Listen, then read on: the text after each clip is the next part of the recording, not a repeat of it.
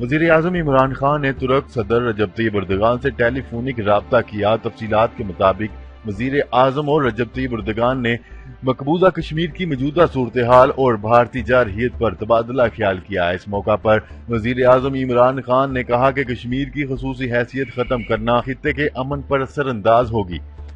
پاکستان کشمیریوں کی سفارتی اور اخلاقی حمایت جاری رکھے گا۔ انہوں نے کہا کہ عالمی قراردادوں کے مطابق کشمیریوں کو ان کا حق دلائیں گے، مظلوم عوام کے ساتھ ہیں۔ ترک صدر رجب طیب اردگان نے کشمیر کی موجودہ صورتحال پر اظہار تشویش کرتے ہوئے پاکستان کو ہر ممکن تعاون کی یقین دہانی کروائی۔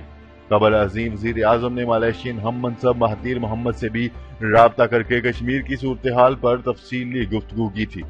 وزیر اعظم نے کہا تھا کہ کشمیر کی خصوصی حیثیت ختم کرنا عالمی قوانین کی خلاف ورزی ہے۔ یاد رہے، بھارتی پارلیمنٹ کے اجلاس میں بھارتی وزیر داخلہ نے آرٹیکل 370 ختم کرنے کا بل پیش کیا۔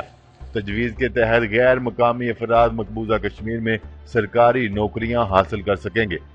بعد ازاں بھارتی صدر نے آرٹیکل 370 ختم کرنے کے بل پر دستخط کر دیے اور گورنر کا عہدہ ختم کر کے اختیارات کونسل آف منسٹر کو دے دیے، جس کے بعد مقبوضہ کشمیر کی خصوصی حیثیت ختم ہو گئی۔